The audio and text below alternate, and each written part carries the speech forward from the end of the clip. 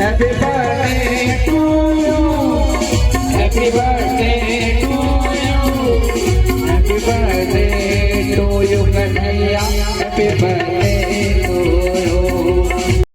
उनके 7 पत्नियां थीं, जिसमें 7वीं थी देवकी जी और उनके गर्भ से 8 पुत्रों ने जन्म लिया। 7वें थे बलराम जी और 8वें हमारे ठाकुर जी। अब जैसे ही सुखदेव जी कहते हैं कि राजा, ये जो कंस था ये बहुत दुष्ट था, इतना दुष्ट था कि इनकी जो प्रजा थी वह सब कंस के बारे में भला बुरा कहने लगे और सब उनके बारे में कहने लगे कि ये कंस तो दुष्ट है, ये किसी का नहीं हो सकता। तभी कंस ने क्या किया, अपना चरित्र सुधारने के लिए अपनी चचेरी बहन देवकी का विवाह अपने मित्र वसुदेव जी के साथ करा दिया। अब जैसे ही विवाह हुआ और विदाई का समय आया तो कंस दिखावटी रोने लगा, जिससे प्रजा कहने लगी, अरे वाह, हमारे महाराज तो कितने दयालु हैं, कितने अच्छे हैं, जो अपनी बहन से इतना प्रेम करते हैं, अपनी बहन के लिए वह रो रहे हैं। तभी भगवान सोचने लगे कि यदि ये कंस अपनी भोली भाली जनता को ऐसे ही बेवकूफ बनाता रहा तो ये भोली भाली जनता तो कभी इसके कर्मों को जान ही नहीं पाएगी। इसीलिए भगवान ने आकाशवाणी करवा दी और कहा कि जो आकाशवाणी कहने लगी कि अरे मूर्ख, जिस बहन की विदाई पर तू रो रहा है, प्रसन्न हो रहा है, उसी का 8वां काल, जो उसी का 8वां लाल होगा वही बनेगा तेरा काल। उसी 8वें काल से तेरी मृत्यु होगी। अब जैसे ही आकाशवाणी ने ऐसा कहा, तुरंत ही कंस तलवार निकाला और अपनी बहन का केस पकड़ के उसे घिसलाते हुए मारने लगा। तभी वसुदेव जी कहने लगे कि महाराज, आप इसे मत मारिए, आपको तो भय है, मेरे पुत्र से है, मेरे 8वें पुत्र से है। आप एक काम करिए, हम आपके पास ही रहेंगे और जैसे ही देवकी का 8वां लाल होगा, जैसे ही उस 8वें बालक का जन्म होगा, आप उसे मार देना। कंस ने कहा ठीक है और कंस ने अपनी बहन देवकी और अपने मित्र वसुदेव को कारागृह में बंद कर दिया। अब जैसे ही बंद किया तो कुछ दिन पश्चात देवकी मैया से पहला पुत्र हुआ, कीर्तिमान। अब उस पुत्र को एक सैनिक ने लेकर गए कंस के पास। तो कंस को थोड़ा दया आ गई, कहने लगा, अरे इतना छोटा सा बालक है, ये मेरा क्या बिगाड़ेगा, और ये तो पहला बालक है, मुझे तो भय है 8वें से है। तभी वहां पर आ गए नारद जी और एक पुष्प को लेकर घुमाते हुए आए, एक कमल का पुष्प, उसमें 8 पंखुड़ियां थी। अब नारद जी आए तो कहने लगे कि अरे कंस, ये तुम क्या कर रहे हो? अच्छा एक बात बताओ, ये जो फूल है इसमें 8 पंखुड़ियां हैं, अब गिन के बताओ कि पहली कौन सी और 8वीं कौन सी? कंस ने गिना तो जो कंस कहने लगा कि ये पंखुड़ी 8वीं है और ये पहली है। अब नारद जी ने उस फूल को फिर से घुमा दिया और कहने लगे अब बताओ।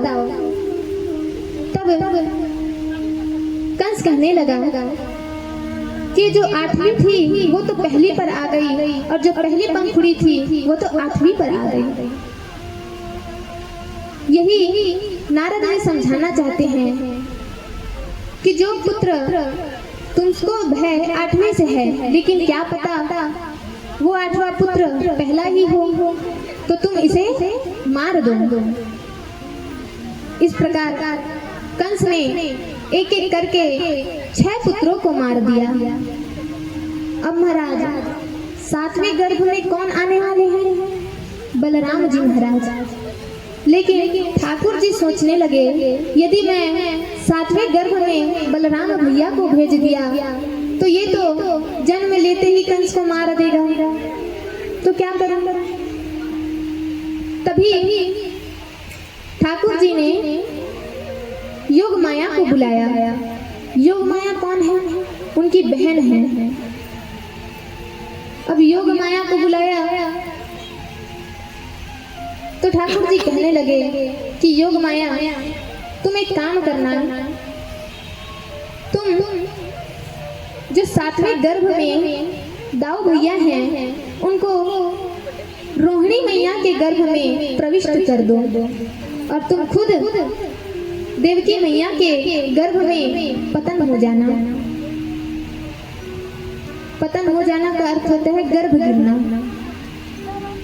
तो और 8वें में मैं देवकी माँ के गर्भ से जन्म लूंगा और आप माता यशोदा के गर्भ में प्रविष्ट हो जाना। और जब मेरे पिता वसुदेव जी मुझे गोकुल लेकर जाएंगे तब वह मुझे गोकुल में छोड़ देंगे यशोदा मैया के पास और आप उनके साथ चले आना और सारा बात कंस को बता देना, लेकिन ये मत बताना कि मैं कहाँ हूँ। इस प्रकार से महाराज 7वें पुत्र जो बलराम जी थे वे चले गए माँ रोहिणी के गर्भ में। और जैसे ही योग माया देवकी मैया के गर्भ में आए तो उनका 7वां गर्भ पतन हो गया। कंस को पता चला कि 7वां गर्भ तो गिर गया है। अब 8वें गर्भ में हमारे ठाकुर जी प्रविष्ट हो गए हैं। अब हमारे ठाकुर जी आने वाले हैं। तभी अब ठाकुर जी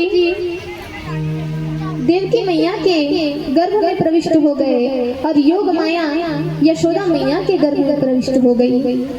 अब महाराज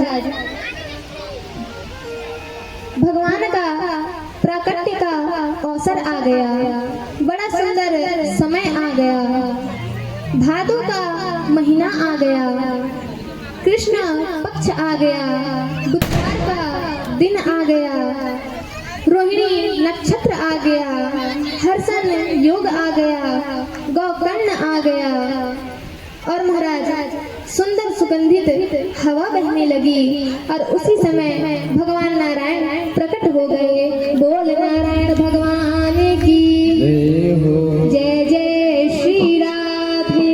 जय श्री राधे। अब महाराज वसुदेव जी से कहने लगे वो तो टुकनी लानी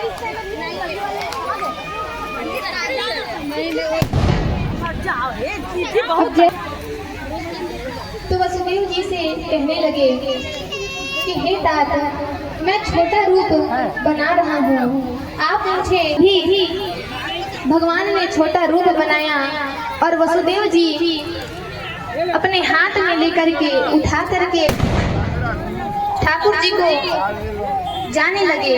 तभी बाहर जाने लगे, सब बेड़िया खुल गई, दरवाजे। नंद के आनंद भयो जय कन्हैया लाल नंद के आनंद भयो जय कन्हैया लाल के, नंद के आनंद भयो जय कन्हैया लाल के, नंद भयो जय कन्हैया लाल के, नंद के आनंद भयो जय कन्हैया लाल के, हो नंद के आनंद भयो जय कन्हैया लाल के, हो नंद उमंग भयो जय कन्हैया लाल के, नंद के आनंद भयो जय कन्हैया लाल के, नंद भयो जय कन्हैया लाल के, नंद के आनंद भयो जय कन्हैया लाल के, हो आनंद उमंग भयो जय कन्हैया लाल के, आनंद उमंग भयो जय कन्हैया लाल के, हो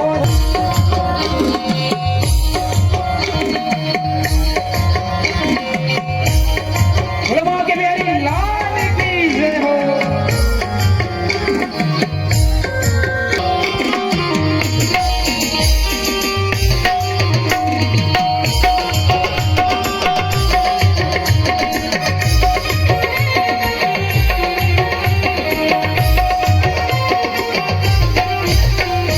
कोटि ब्रह्मांड के अधिपति लाल के, कोटि ब्रह्मांड की अधिपति लाल के, कोटि ब्रह्मांड की अधिपति लाल के, कोटि ब्रह्मांड की अधिपति लाल के, हाथी दिनों घोड़ा दिनों और दिनी पाल के, हाथी दिनों घोड़ा दिनों और दिनों पाल के, हाथी दिनों घोड़ा दिनों और दिनी पाल के, हाथी दिनों घोड़ा दिनों और दिनों पाल को, गौवे चरण आयो जय हो पशुपाल को, गौवे चरण आयो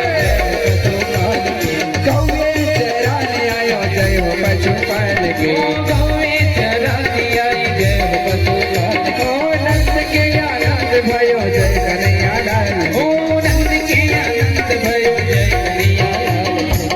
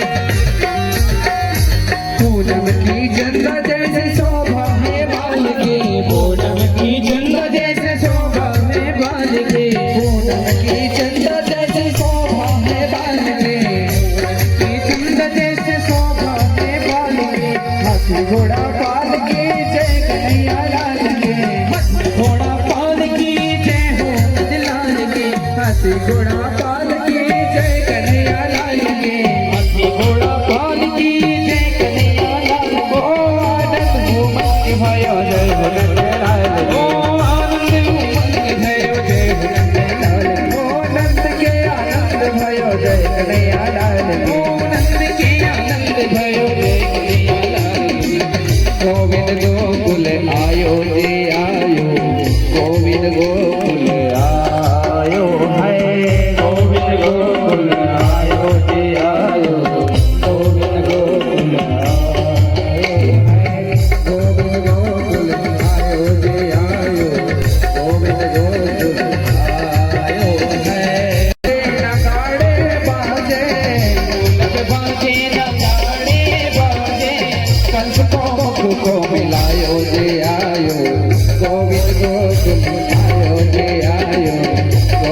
गोकुल आयो है, गोविंद गोकुल आयो दिया, गोकुल आयो।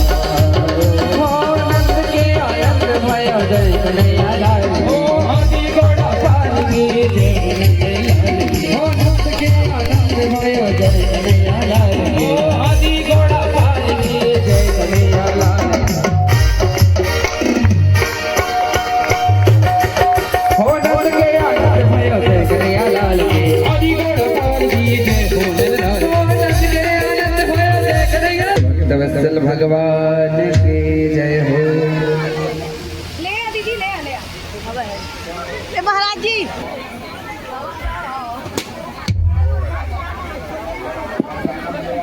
बोल राधा रानी सरकार की। जय हो। एक चीज है, जैसे आज हमारे ठाकुर जी का जन्म है, आज उनका जन्म हुआ है, उसी प्रकार जो मंच में है माधव, उनका भी आज जन्म दिवस है। तो जोरदार तालियों के साथ स्वागत किया जाए।